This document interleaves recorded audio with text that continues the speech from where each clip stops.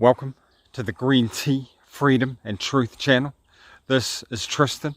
It's good to have the Green Tea team back for this Friday, the 12th of February 2021 edition of the video log.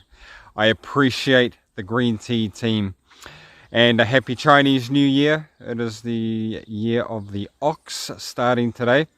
So let's hope for a blessed and free and just Chinese New Year. Today, this afternoon, in Victoria, Australia, the communist dictator Daniel Andrews has called yet another lockdown on the people, locking down the free sovereign beings, citizens living in Victoria, Australia. Shout out to all of our brothers and sisters over there. Last year they spent 112 days in lockdown restrictions that went against our inalienable human rights, our right, freedom of movement, freedom of association, our right to earn a living independently. The governments have overstepped their marks, their powers, and their job. Their job is not to lock up healthy people. Their job is not to crash the economy. Their job is not to basically imprison millions of people against their will. That goes against our human rights. As free sovereign beings, we are endowed with free will, choice and volition. And this is the third wave.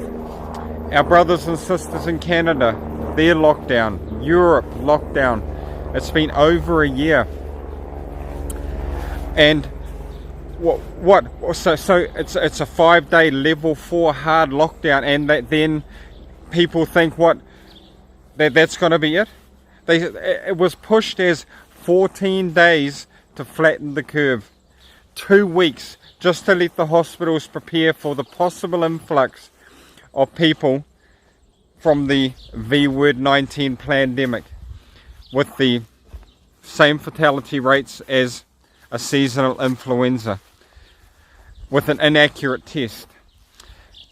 And we know that, as well as being illegal, we live in a free society. We are not living in communist China.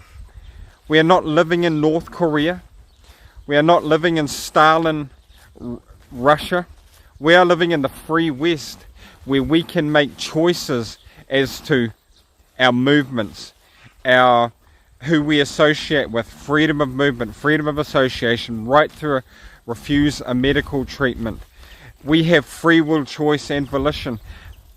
No man or woman or government can take that away from us.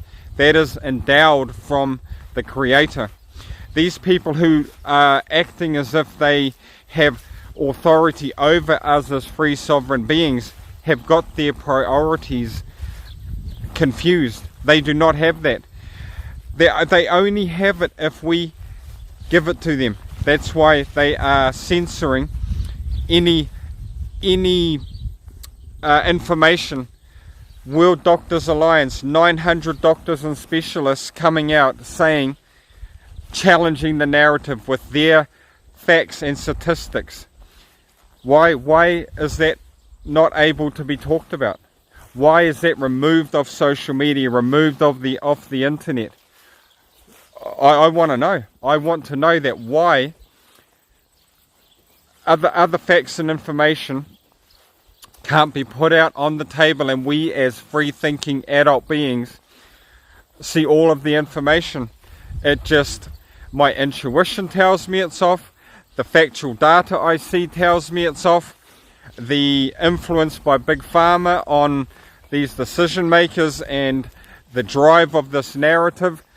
I trust myself. I trust my gut.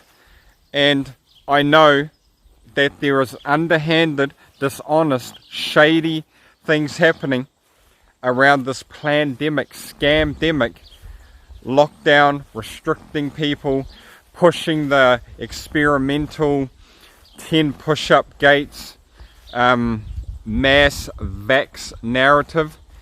And yeah, and I know millions of people are like me, millions upon millions, see straight through it and are questioning and are not following blindly. They're engaging their critical thinking, free thinking, and intuitive gut feelings on this. And even the fact that the other side of the story is taken away will set off alarm bells for most people. Why would they take away the other side of this, the other statistics, the other facts, doctors and nurses with other information and opinions on this worldwide scamdemic? And I'm just going to quickly play a clip from Ivor Cummings. I'll leave a link to his website below. The facts and statistics show that lockdowns do not work. They cause more harm than good, and they are an overreach of government powers. Why is this not being talked about? Why is this not front page on the media, mainstream media?